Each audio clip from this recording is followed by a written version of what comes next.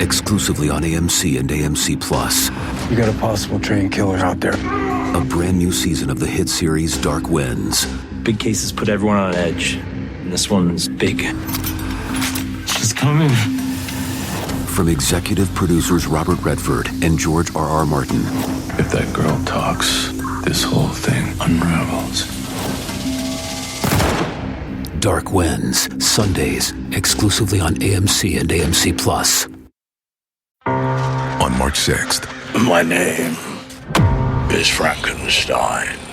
Academy Award nominee Jessie Buckley What did you want with a dead girl? and Academy Award winner Christian Bale I'm the same, born from the dead.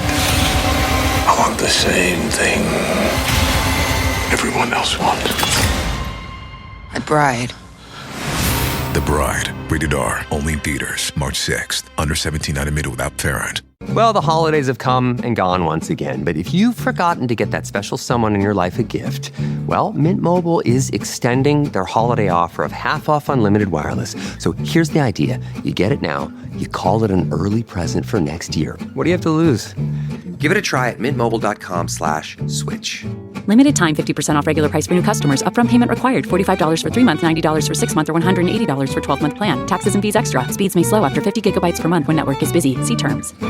You can support this podcast at patreon.com/partnersincrimemedia. I'm Rebecca Lavoie, and this is Crime Writers On.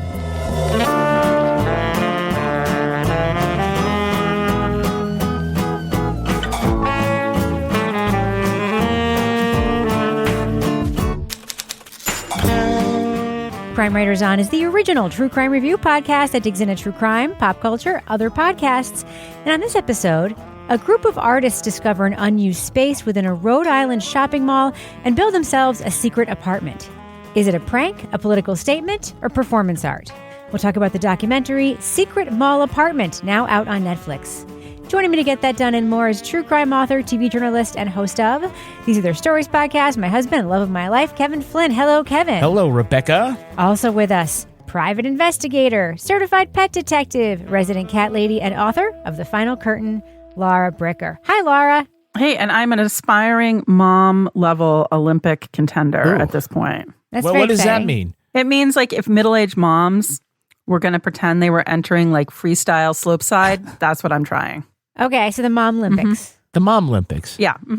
And finally, our captain of all things cynical, author of the City Trilogy, host of Rip Current, More Like Ancient Aliens, Strange Arrivals, and our Patreon Deep Dive Book Club podcast, Toby Ball. Hola, Nano. Hello from the Iberian Peninsula, Rebecca. So, Kevin, this is Monday's program. It is. What's coming up on Thursday's show? Yeah, on Thursday, we're going to talk about the podcast from The Binge. It's called Watching You. Okay. So, Toby, I have a question for you. Yes. You're in Spain, and the Olympics are going on Yep. in your neighboring country of Italy. And I'm wondering It's kind of a distant neighbor, but yeah. Well, yes. I'm wondering if people in Spain are as armchair experty as we are here in the U.S. with all of these sports. Because when Americans watch the Olympics, we become experts in everything. You know, I don't know. I don't know how many Spaniards are actually in the Winter Olympics. The streets don't seem to be buzzing with Olympic fever. I would put it that way. You don't feel like you live in the speed skating neighborhood? No. Of Valencia? No? No. I think if I was in like Holland, maybe, the Netherlands, I guess, maybe, but, or Norway for cross country skiing or what have you. But I think Spain has probably got a pretty limited delegation to the Winter Olympics. So it just doesn't seem like it's that big a deal. It's certainly not like Formula One racing when it came to Valencia or something like that. So yeah. You mean they're not paying attention to crotchgate? I don't even know what crotchgate is. So good. What about the ski jumpers with their suits? And there's some thing where they were like injecting themselves penises with something to fill up their suits. Yeah. Allegedly. They're all jealous of that French pole vaulter who. That's right. That's right. Yeah. Well, it was supposed to make them like go faster or something. There was actually some sort of a benefit having to a weighted penis. A stiffy. Apparently. I think it's the extra space that helps them like a sail. Oh, it's like a sail? Yeah. That's amazing. No, that is not, as far as I know, that's not a huge deal in Spain yet. But this is the first I've heard of it, but it sounds excellent. This is a bunch of fins, like penis enhancing. All right. Toby, there was a Norwegian cross-country skier who won a gold medal. And after bronze. Bronze. Oh, yeah, we did hear about that. The one who ran up the hill? No, the guy who confessed to cheating on his girlfriend after he got the medal. Yeah, 3 months ago. Yeah. It's the worst mistake I ever made. I hope that by doing it in front of the entire world, and then people were like, do you think you're kind of stealing the thunder from the guy who actually won? He's like, oh, shit. I guess I feel bad about that now, too. He's gone on to give more interviews. Yeah. He's like tripling down on this. He's like, I just want her back. I just want her to know how much I want her back. I'm like, this is the subject of a future podcast that we will be talking about at some point. Dude, pull yourself together. So, Kevin, should we go ahead and talk about the documentary we're talking about in this podcast? Let's do that. All right, leading off.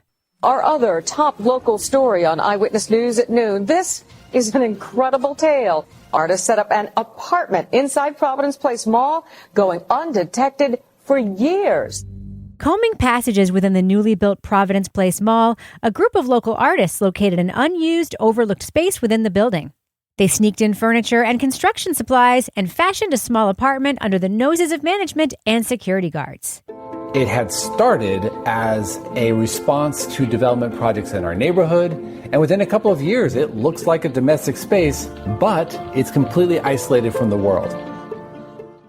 Though the Confederates used the space like a clubhouse, they considered the project a political and artistic commentary on gentrification and consumerism. They filmed themselves for 4 years, but they could not avoid detection forever. Yeah, so between the sound of the walkie-talkie and seeing that doorknob turn, everything just goes into slow-mo. And it's one of those times when you can process a lot of scenarios in a very short period of time.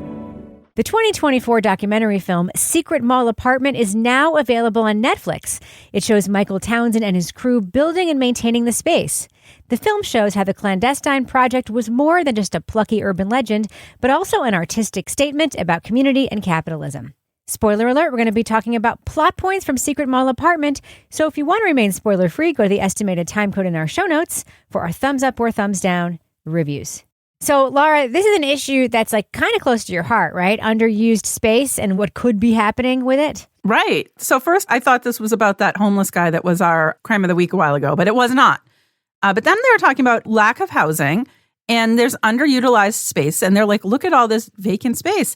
And I've been, as we're continuing to talk about the Olympics, I've been looking up like how much money all these countries spend to build these Olympic villages that like never are used for anything, except I think like Norway or somebody might be finally using it for affordable housing.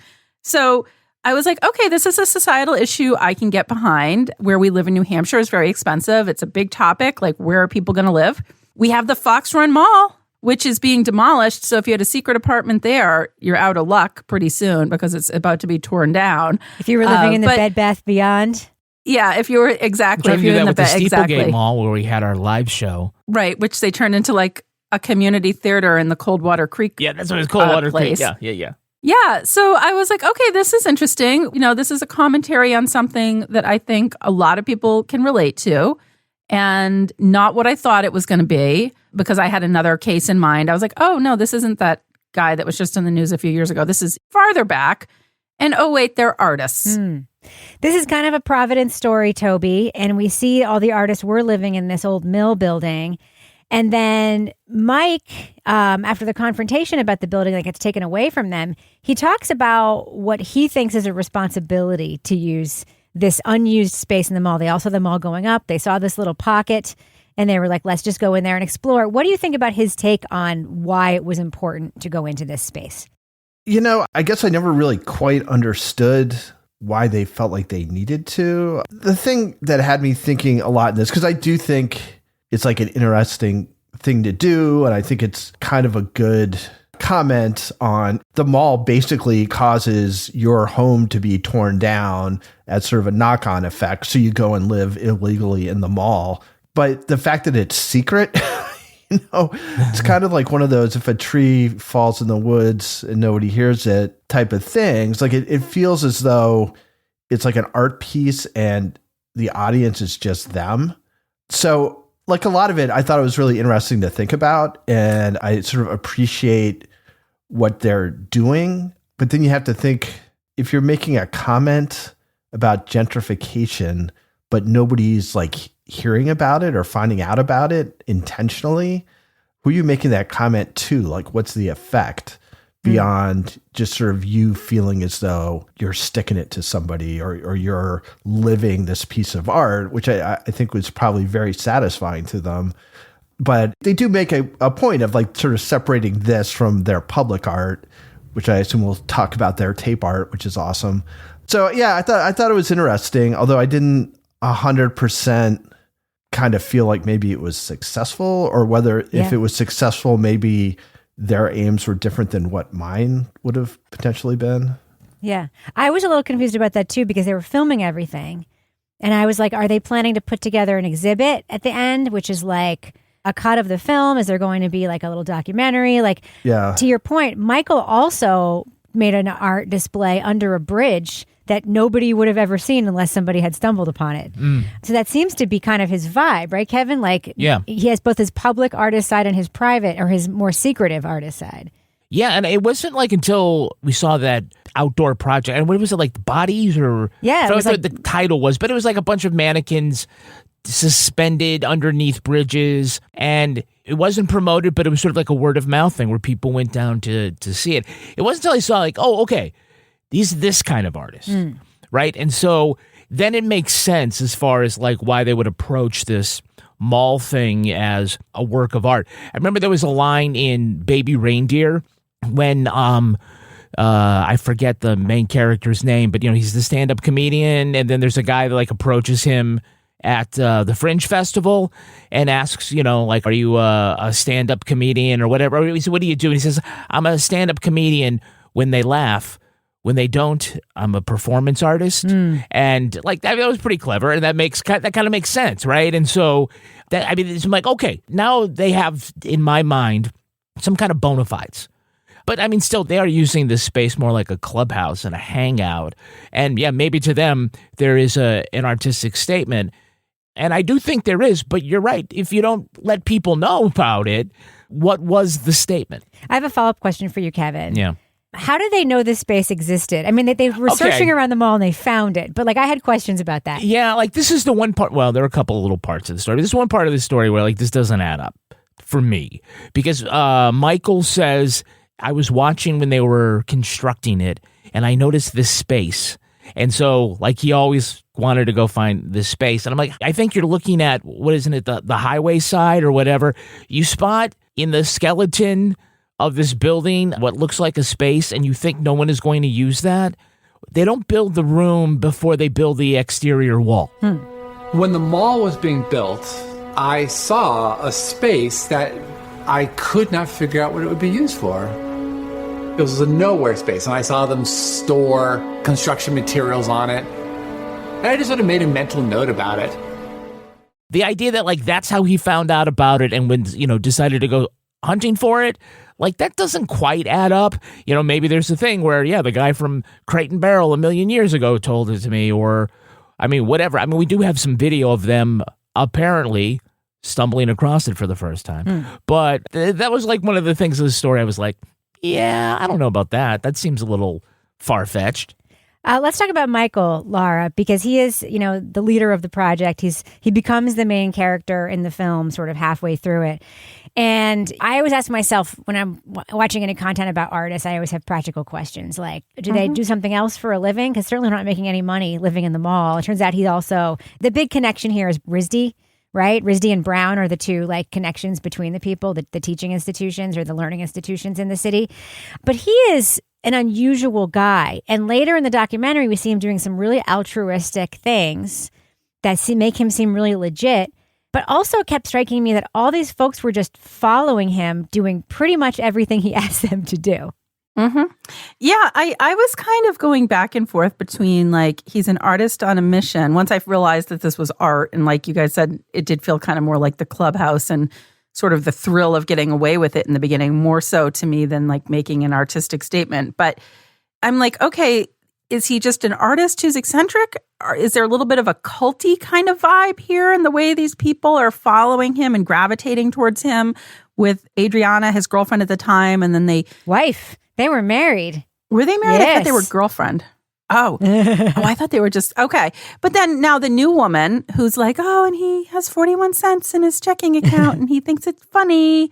And like, she's smiling the whole time with those crazy she doesn't eyes. have 41 cents. She's just in a happy place. But I thought he was just kind of an interesting character because you hear his backstory. You know, he grew up in this like military family and you see artwork that he did at a very young age that is like really, you're like, oh, that's pretty good.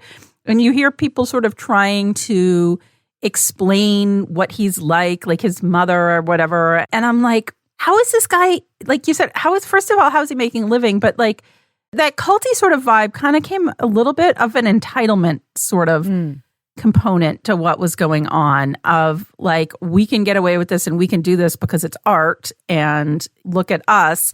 But I think the way that people follow him, I found that kind of interesting. And I was like, okay, is this like something where you're like, this is something bigger than ourselves and we're going to get behind this guy and go like hang out in our mall apartment with this giant hutch, which we're going to lug up here and sit here on the side and look at it like we're in our grandmother's living room or whatever. But it didn't match to me like the person that we see when he's like working with these children and he's doing this art project and trying to empower children. And then we see this other part where, you know, they're videotaping everything. They're documenting everything. Little Flyn's Law going on. Definitely. They're not telling anybody, but I'm like, is this like an arm of artistic narcissism? Like, I don't know what's going on here. But I found him to be kind of an enigma in a way, because at the end of the day, I'm like, he's an artist. He wants to make a statement. But I felt like there was a little something else with his personality. And it could have just been like, he's an artist, you know, and that's how his brain works. But the way that people followed him, I found very interesting. Toby? Well, I think there's a lot of charisma in living your philosophy. And I think that's what those like younger artists kind of picked up on, is that he, you know, taught this class and he was sort of making these statements that if just some random person says them to you, you're like, okay, yeah, whatever, which is like, you know, there's no separation between art and life. Art is something you live, blah, blah, blah. But then this guy actually seems to be doing it, right? I mean, he doesn't have any money. And then this small apartment thing seems to be sort of the ultimate thing of, I am sort of envisioning this as an art project and I'm going to freaking live here and spend a lot of my time here. It's going to ruin my marriage because my wife is a consumer and I am like an anti-consumer kind of. And then I think that carries over to sort of this altruistic stuff that he does. Again, it's like, how do you live a good life and a good like kind of art life? And for him, it was, I'm going to, you know, interact with people who will benefit from this interaction. And it's largely kids in hospitals. But the big question I had was, why are there huge projects, these memorial projects, when it seems like almost everything else is about like kind of living in the moment and like sort of this ephemeral stuff that you're putting up on walls and you know it's going to be taken down and you're going to put it back up again. But then their big things are Oklahoma City and New York City, and especially the New York one, which took like 5 years or something, where they keep going down there and putting up these tape things. And again, it's like almost nobody understands what's going on unless they're expressly explaining it to them. That was interesting. And I wish they'd like asked them, like, why are you, when everything else is such about the here and now, why are these memorial projects sort of dominating your life outside of the mall apartment? I had the same question as Laura, though, which is like, how does this guy make a living? Like, I wanted to know, did he have a Patreon? Oh, because if in he the business did, section? yeah, if he had a Patreon, then like people could, you know, sponsor him, and then maybe they'd get like, I don't know, like videos from inside the mall, or they get rolls of tape. Rolls of tape. It's like, you know, at the $5 level you get the blue tape, and at the $10 level you get the it's green only blue tape. and green. That's the it's only only two blue choices. and green. Yeah. Then you can put the two of them together. I don't know, but we have a pretty good Patreon. We'll get you stuff when you join us at patreon.com/plucky. Partners in Crime Media. You get all sorts of exclusive content if you join us at the leading off level. You get the Crime Writers on After Show. Guys, guess what we're doing today? What? Uh-oh. Doing a quiz. Oh, yeah. Oh, no. Yeah, game show. We're going to I'm going to give you the name of a villain. Okay. Potential killer, someone who Bad went to guy. jail, bad guy or gal. You got to tell me what they were from. What podcast, what movie, that. what documentary. Fuck that shit. Oh, Toby yeah. looks worried. I'll get No, zero. I I'm gonna get zero on that. It's going to be 0, 0, 0. No, I think it's possible to land possible. We'll be able to All right. steal if we know it. And it's Toby doesn't. possible. Can we steal? You can steal. Yeah, you can absolutely steal. I like to set my mental bar pretty low before I get into these. Yeah. Hey, we only have like 1,000 episodes to like go back on. Well, not 1,000 yet. We got 1,000, almost 1,000 episodes at Patreon. It's wild. Other things that are there include the Married with Podcast, our advice podcast. Rebecca poses the question, or a listener poses the question, can a ratty tote bag spark joy? If you got a tote bag from your honeymoon and you're having a hard time like throwing it out. Filled with shit you also have a hard time throwing out? What's going on there? Rebecca's got advice. She's also got hot takes in Something's Off. There's a couple crazy new trials that are going on outside the Karen Reed universe, other stuff around New England. What's the one about Kelsey Fitzsimmons? Yeah, that's a wild case. The judge was just actually removed from that case because That she was was nuts. so unbelievably, blatantly biased and try to do an extrajudicial investigation The into the judge defendant. did her own investigation while and refused to give this defendant bail because, Laura, you ready for this? Part of the bail requirements were that she had to take a breathalyzer, and she got shot in the chest, and she couldn't physically. She could do it, but it was very painful. But very painful. And the defense said, hey, we'll give you whatever you want. Blood tests, we'll do it. And this judge said, no, you gotta blow into it. You're staying in jail. For how long? Like months? Wow. Yeah, she's been there for months. Anyway, it's crazy. You gotta subscribe to listen to Something's Off. If you join us at the Bricker scale level, you get an additional podcast. It's Laura Bricker's Leave It to Bricker podcast, and you'll find out why Laura Bricker is gaga for glue wine. Oh. And I gotta say, glue wine is spelled GLUHWEIN, and it's not spelled like I thought. GLUEWINE. It's Glue not wine? glue wine. No. It's glue actually wine. something else. It's not made from horses? Is that what we're saying? No. It is not. It is It not. is Horses. not. If you join us at the Let's Do What We Do level, you get episodes of Crime Writers on early and ad-free. And if you're a deep diver, you get all of that. Plus, you get to be an official sponsor of Toby Ball's Deep Dive Book Club podcast. Toby, on the next book club, you have Alex Segura and Livy Burdett. Who's that? Who are going to talk to you about what book? The Lumumba plot, which is about Patrice Lumumba was the first leader of the Congo after it threw off the shackles of Belgium, and he was assassinated. But his story is really, really interesting. All right, you get all of that at patreon.com/Partners in Crime Media. I think a bunch of people now are Googling why I said that thing about horses and glue because they didn't know. No, not our audience. All right, Kevin, does thus end the business section? Thus ends the business section. Kevin? Yes. Who are we sponsored by this time? We're sponsored by Quince. Oh, my favorite. Quince is all about elevated essentials that feel effortless, designed for layering and mixing. Each piece helps build a timeless wardrobe made to last. Rebecca, have you ever purchased anything from Quince? Well, Kevin. All right, hold on. Let's just set the scene. I actually have here a bag. Says Quince on the outside. This is your latest purchase. Let's do an unbagging. It was just delivered today. All right. You made me wait. I know. All right, let's see what I got here. Let's show me. Now, you know what this is. I don't. Okay. Oh, that's a nice sweater. It is a Luxe baby cashmere cardigan, Oh. cable knit. Oh, this feels nice. Cable knit. What's It is the a color? I think this is the oatmeal. It's a very icy. It's so beautiful. This was one of my aspirational sweaters, and then I saw it at Quince, and I was like, oh my God. And you got it. I did. Yeah, okay. So Rebecca single-handedly keeping everybody at Quince employed. Thanks. And you can help them too by refreshing your wardrobe with Quince. Go to quince.com/crime for free shipping on your order and 365-day returns. Now available in Canada too. Yay! That's QUINCE.com/crime. Free shipping and 365-day returns. Quince.com/crime. Cashmere. Crime. The deadlines, the pressure, the tension. You may just brush it off as stress, but is your hair, I gotta tell you, it's eating us alive, weakening our very roots, breaking us apart. And the more you stress, the more we slip away. Now please, take a deep breath. There's something you can do. Pantene Abundant and Strong System strengthens your hair against stress, reducing hair loss by 85%. Only the strongest will survive this shedding. Pantene Abundant and Strong. Well, the holidays have come and gone once again, but if you've forgotten to get that special someone in your life a gift, well, Mint Mobile is extending their holiday offer of half off unlimited wireless. So here's the idea. You get it now, you call it an early present for next year. What do you have to lose? Give it a try at mintmobile.com/switch. Limited time 50% off regular price for new customers. Upfront payment required. $45 for 3 months, $90 for 6 months, or $180 for 12-month plan. Taxes and fees extra. Speeds may slow after 50 gigabytes per month when network is busy. See terms.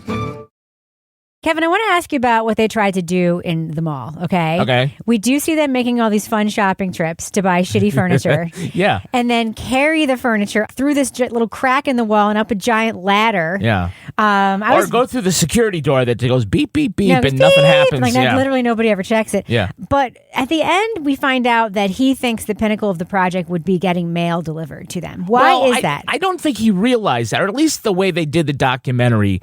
There was a couple of contextual things that I thought that they could have played a little more on. Now, you guys brought it up earlier, I think it was Laura, about his relationship with his wife. And we get one scene at the mall, because they're always taping each other, about... At the food court. At the food court, where you get just the hint of a marital dispute, which comes... Hint? Well, like you find out, before you find out that they break up, it's that she is talking about, maybe you should come home and put some effort into decorating our house. Our actual house. Our actual house, or being there. I want to spend my Saturday working on our house. Right. Well, because our house doesn't have a floor, and there's a lot of things that need to be done. As egotistical as it sounds, something I just really, really, really want to do. Like, it moves me. And being here moves me. And I'm like, that's really interesting. Like, they really could have dug into that a little more with him, or at least they could have edited it with a little more melancholy. I don't know, something else. Like, there was an emotional note there that they missed. And like, another contextual piece here is we see them talking about, is there a way to get mail? And I don't know if they knew this or they just kind of passed on it in the documentary, but that would have been a huge legal thing. If they could have gotten mail delivered to them at that address, it would have provided them all sorts of legal rights, including like legal squatters' rights and things like that. I don't think Simon Malls would have gone for that, Kevin. No, of course they wouldn't have gone for that. But like, they're like trying to figure out, is there a way? Is there a mailroom? Is there a thing like this? Because like, that would have been the big finale. Could have been the finale for the art project, or whatever. But that would have been sort of the thing that legitimized their whole effort here. And I'm, maybe they're still like, oh no, it's by anti-consumerism. And so I don't know why they're fucking around like looking for mail. But there were just like some contextual things here that were happening. And I thought the filmmakers could have done a better job of sort of underlining that for us, drawn big circles around it, explaining like why this isn't just passing chit-chat, because there's something here that could have been like really, really important. So I bought my first house in, I believe, the year 2000-ish. And I know the early 2000s Pottery Barn on site. Like the minute that they showed that ceiling in that store, I was like, that's Pottery Barn. Laura, they go into, first of all, I find it hilarious that they're also like consumers at the mall, because it has like from the mixed up files of Mrs. Basil E. Frankweiler field. I don't know if you ever read that book about the kids who live in the Metropolitan Museum of Art. There's sort of this sense that like they're going to the secret place, but they're also just bopping around the mall. And they go do a shadow boxing workshop at Pottery Barn and basically tell the guy everything they're doing while they're just trying to get details about security. What did you think about all that? I thought it was I love that we have the guy now, the Pottery Barn guy now. But I loved like watching that guy's reaction as they're like making the shadow boxes, and they're like, yeah, so like we got this like kind of this thing, like this apartment. And he's just looking at him like, what the fuck? You guys are fucking crap. Like he was like, you could see that the Pottery Barn guy was not buying this story. And they were, I think you could see thinking he's going to be so impressed and so amazed and like wanting to see our secret also apartment. An and artist. he was, yeah. And he was just kind of like, yeah, okay. Like, yeah, whatever. Mm-hmm. We have a fully furnished apartment. In here? In the mall. Really? That's hilarious. So you're basically home. Yeah. In some way. Yeah, no, we're home in a very real way, unfortunately. But then they're trying to get this information about if they can get the mail and what would happen if this happened. And I think it was interesting to me because it's like they're so excited about what they're doing. But when they tell somebody, just like a member of the general public, that person is like, first of all, like, you're full of shit. And also like, who cares? Something's off. Well, that's the whole thing. I mean, Toby, you mentioned that it was clubhousey before. And that's what kept striking me too. I mean, the lengths that they went to sort of construct the thing with the cinder blocks was wild, but they put up a door, they had the cinder blocks, they had all this furniture, they had a video game console in there. So were they, I mean, all the news reports said they were living there, but were they? And if so, where were they brushing their damn teeth? Yeah, so they weren't living there. I mean, the guy, like, they all have other homes. And the one guy says he thought the most consecutive nights he'd spent there was like 4 or 5. So, I mean, I think they were going kind of back and forth. At one point I was like, where do they shower? And then they were like talking about how they needed to find a place where they could shower in the mall, which I thought was pretty funny. I in some ways, and I was thinking about this when Kevin was just talking, like Mike is a little bit childlike. And I kind of felt like, so in that little sort of mini confrontation or whatever with his wife, and she's like, well, why don't you come home and decorate our place or whatever? And he's like, well, when I think about it, like when I'm doing stuff here, like I'm hanging out with a lot of people I want to hang out with. And, not you. Yeah, it's just like my buddies are all here. Like I don't want to. And then like they basically build a tree house, right? I mean, it's like yes, but it's in a mall. But other than that, I mean, it's like a little boy's dream. I mean, it does feel like a Steven Spielberg-esque thing if they had been like 10. You know, and they're like, oh, it's very man cavey. I mean, there was a woman involved, at least there was a couple women involved too, but it had this very man cavey kind of thing to it. So, Kevin, would you want mall security keeping security over you, or do they just like not really giving a shit about actual security? I don't know what that door is for. If it like just makes the alarm and then when it closes, the alarm goes off. But I will say, to their credit, and this was not a term of art used like in 2004, 3, whenever this was, they understood their white privilege. Because 8 white people with cinder blocks hanging out near a security door, you can come up with a clever story about like how your car didn't run. But if you were 4 black or brown adults hanging out by a security door being shady, well, then all of a sudden it's like the, mall security looks at you differently. I mean, they pretty much say, we know that we're getting away with something that other people wouldn't get away with. And that's kind of what they needed if they're going to live for 4 years on good luck and people like not really giving too much concern to somebody sneaking out the back way of the movie theater or crawling through a space in the, the alternative entrance, the Batcave entrance, like through the garage. So, yeah, I mean, the whole reason, like, not the whole reason, but one of the reasons why this didn't fall apart around them is that they just kind of blended. Yeah. And I don't know how you blend like carrying 700 pounds of concrete blocks to the mall. Yeah, that made no sense. But, again, no one ever said like the people. They worked on a story. We saw them working on the story in the car. They workshopped it. I don't know like how high quality the security guards at the Providence Place Mall are, but they were like, okay, observe, report, or maybe just observe. I'm good. That whole deal reminded me of one of our kids loves going to the movies, and we have these movie theaters up here where like basically nobody works there. It's like all like robotic. Like you walk in, you have to make your own popcorn. There's like one person working at the ticket counter, but like you do everything else yourself, and you scan your phone on this little thing, and there's no one standing by the rope, and the seats are assigned. You like buy your tickets and pick your seats.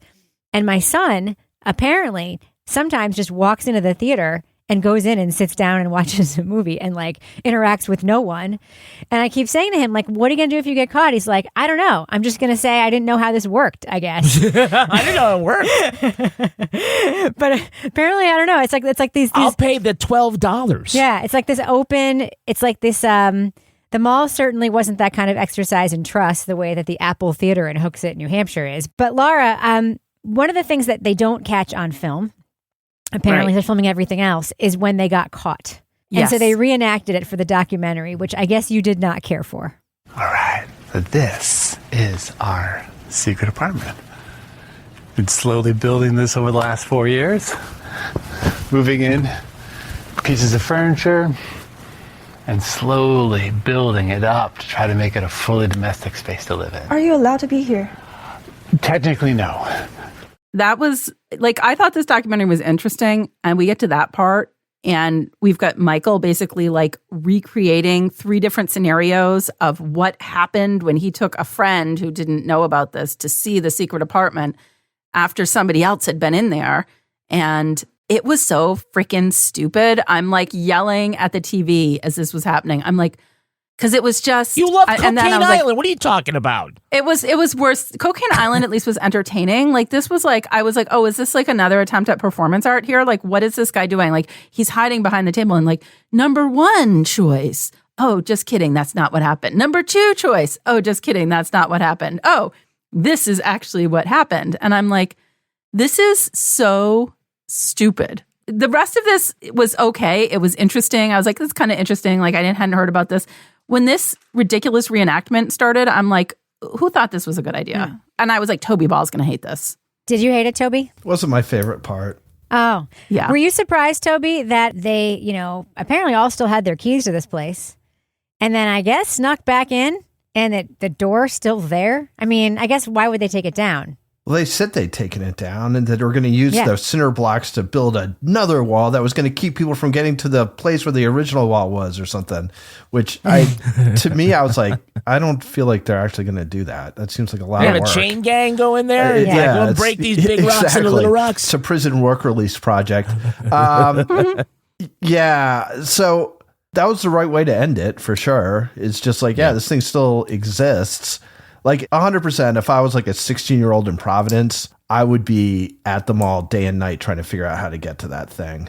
Yeah. I assume they must have security guards hanging out at certain spots to make sure it doesn't happen. But obviously not. Or not. So that was kind of fun. And in some ways, like those keys are really the only artifacts from it, right? I guess that one guy makes the model of the mall. That was incredible. Yeah.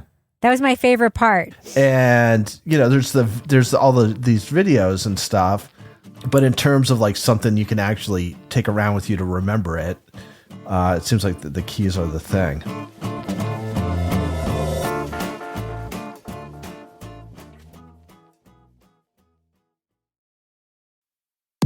Hey, this is Jeff Lewis from Radio Andy, live and uncensored. Catch me talking with my friends about my latest obsessions, relationship issues, and bodily ailments. With that kind of drama that seems to follow me, you never know what's going to happen. You can listen to Jeff Lewis live at home or anywhere you are. Download the SiriusXM app for over 425 channels of ad-free music, sports, entertainment, and more. Subscribe now and get 3 months free. Offer details apply. You know that thing where you get an amazing pair of shoes at a really great price and want to tell everyone about it?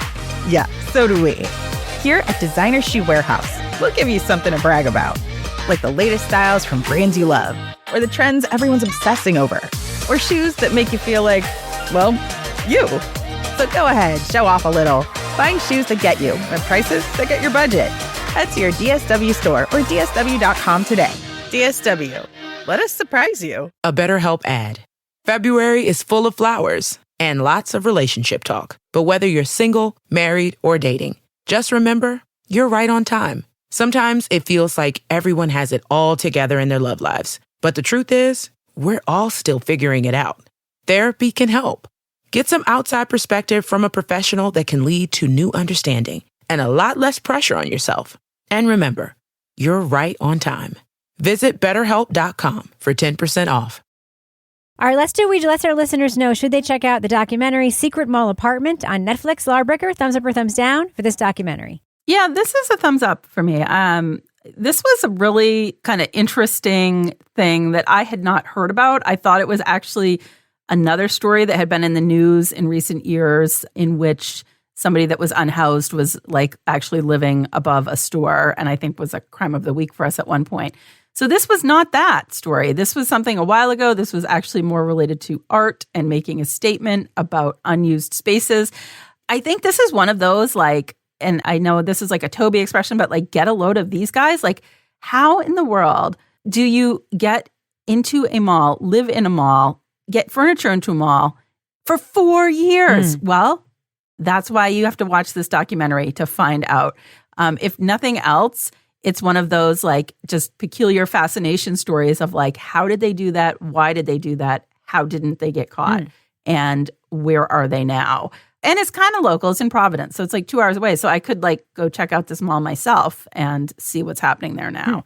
So thumbs up for something that is kind of crime adjacent. Trespassing is a crime, Laura. Well, it wasn't like a crime where we're like, oh, somebody was murdered. This was kind of like a light, more interesting crime, but also kind of like a, well, that's a new thing I've never heard of before. So just for that, I'm going thumbs up. Toby Ball, thumbs up or thumbs down for Secret Mall Apartment?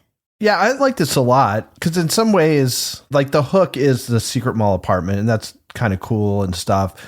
But a lot of the interesting stuff doesn't really revolve around the actual apartment itself, but this little piece of Providence history and gentrification, this little art collective and the things they do. It gave me a lot to think about. I thought more so than most documentaries we watch, the central sort of figure to all this, I thought was a pretty interesting guy to try and sort of get a handle on what his philosophy was and what he was trying to accomplish and things like that. And then, you know, there's also the secret mall apartment, which is just kind of a weird, kind of batshit thing. But yeah, I mean, it wasn't perfect, but I thought it was really good. It had me thinking about a lot of stuff, which is one of the things I like about good documentaries. So I am a strong thumbs up. Kevin Flynn. Yeah, I'm also a thumbs up on this. It doesn't have it isn't the kind of thing where it's like, look at these kooky kids and what they did inside their fun house that they found in a mall. I mean, there's some of that, but when you find out that the way they position it is kind of a statement, and you look at sort of the other things that these artists are doing, you look at them as artists, and you approach their history as some kind of performance art or art experiment or political statement, however you look at it, it does, elevate what this story is. It's more than just an urban legend or a punchline about somebody just like built an apartment in a mall. Great, that's funny. Who would have known that? How did they do that? Where did they shower? Where did they get their power from? It goes way beyond that. And so I found it to be really interesting. It did give me some things to think about. I did like what it had to say about community, about, economic development and the encroachment on communities. And I was surprised that all of that was in it. And, it's a fun watch. So thumbs up. Thumbs up for me, too. It made me think about a couple things. One is, I'm not saying this about artists in the real world, but in documentaries about artists or documentaries that feature artists, I often find that artists talking about themselves and their work to be pretentious, confounding, and douchey. Okay. And this movie really escapes that in a way that surprised me, because when I first started doing this project and talking about it as a project or whatever, I was like, come on. But then as the movie kind of progresses, you sort of have some layers peeled back on these people. And you also see them today. That's not a spoiler alert. They're all still alive, doing their art. And you're like, oh, okay. Like this is like, there's a guy who recreates the whole mall out of wood, like in front of you. It's pretty incredible. It also made me think about whenever I see a new construction house being built. And, like, especially where we live, where people have like a lot of money, like there's this thing where it's like the giant front door. And when you walk in, you can look up for 20 feet for no reason. And that really is kind of like the American architectural conceit, is like, let's just make everything as spacious as possible while we take space, other space away from other people who actually need it. You think about like how many houses could be built with the amount of materials it takes to build a house that has a 30-foot foyer for no reason. So that's the kind of thing I thought about while I was watching this. And certainly I think there's some interesting questions about collectives versus cults, about charisma versus somebody being a little bit more like a guru maybe. So yeah, I thought it was super interesting and enjoyed watching it the whole time. So thumbs up for me for Secret Mall Apartment. Now it's time for my favorite part of the podcast, a little something I like to call The Crime of the Week. Police in Great Britain have arrested an alleged drug dealer who booby-trapped his home to keep intruders from entering. And if you think that sounds like the plot to Home Alone, you're exactly right.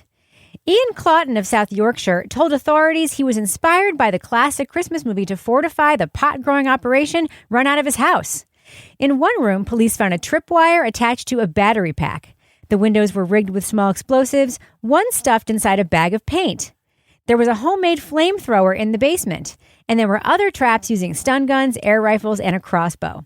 Claughton even posted signs warning would-be intruders of his defenses. One said, "The premises and its surrounding building and yard are booby-trapped. It's no joke. Everything's booby-trapped." Another sign said, "Well done for getting this far. Now would be a good time to get measured up for your coffin." The coppers nicked Claughton on drug and weapons charges. He's been sentenced to 7 years in prison, where he will not get his own cheese pizza. So, panel, it worked for Macaulay Culkin, and it could have worked for him. What is the next movie that will inspire this suspect? What do you think, Laura Bricker? I'm going with the obvious, Prison Break. Oh. What do you think, Toby? What's the next movie that's going to inspire this suspect? I was hoping Honey, I Shrunk the Kids. Oh, yeah. What about you, Kevin? He's going to build a secret lair in the mall. That's not a bad idea, actually. Above the Orange Julius. We see that works. Yeah, exactly. It worked. Next to the Spencers. Next to the Spencers, yes. Over the Lane Bryant. All right, Laura Bricker. They're actually putting apartments in that fucking mall. I know. That was a great postscript. Anyway. I know. All right, Laura Bricker. If folks want to follow you online and say hi to you, how can they find you there? You can find me at Laura Bricker on Instagram and Blue Sky. What about you, Toby? How can you be found online? At Toby Ball NH on Blue Sky, at Toby Ball 603 on Instagram. Kevin Flynn? I'm at Kevin P. Flynn. You can follow me everywhere at Reb Lavoie. Follow the show everywhere at Crime Writers On, but mostly you should join our Facebook discussion group. You should also sign up for our newsletter. It's free on our website, crimewriterson.com. Get everything we make on Patreon at patreon.com/partnersincrimemedia. Our theme song was composed and performed by Tyler Givens, and our line editor, our fine line editor, is the wonderful Livy Burdett. The EP of this show is Kevin. This show was recorded in the Caitlin Rogers Project Studio, also known as Studio C, the closet in our New Hampshire basement, where we also get electricity by running a long extension cord from a different floor. 100% true. On behalf of all the crime writers, thanks so much for listening. We will catch you later. Toby, do you think it has parallels to the Goonies? I don't know. I don't know. Why wouldn't you know? It's because I haven't seen the Goonies, Kevin. Yeah. I had to watch Super 8 the other day. And so I'm starting to fill it in. Had to watch. Yeah. I did. Well, it was for Ancient Aliens. I had to watch it. All those Steven Spielberg movies about kids are essentially the But same. that was J.J. Abrams. Yeah. Oh, But it was that's right. just like a Steven Spielberg. That's right. It was. I think it was inspired by that oeuvre. It wasn't just inspired, dude. It was like completely modeled after and indistinguishable from, I would say. It's like when Brian De Palma would do Hitchcock. Yeah, exactly. Except with fewer boobs. Yeah, no boobs in Super 8 at all. Well, I mean, No, there not were, now. but they just weren't exposed, I guess, is the proper way. Okay, yes. But we've digressed. Yes. That is a big digression.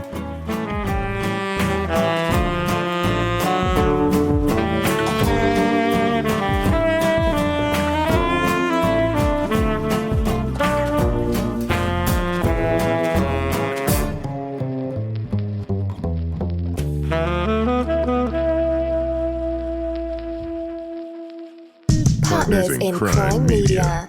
Hey, this is Will Arnett, host of Smartless. Smartless is a podcast with myself and Sean Hayes and Jason Bateman, where each week one of us reveals a mystery guest to the other two. We dive deep with guests that you love, like Bill Hader, Selena Gomez, Jennifer Aniston, David Beckham, Kristen Stewart, and tons more. So join us for a genuinely improvised and authentic conversation filled with laughter and newfound knowledge to feed the Smartless mind. Listen to Smartless now on the SiriusXM app. Download it today.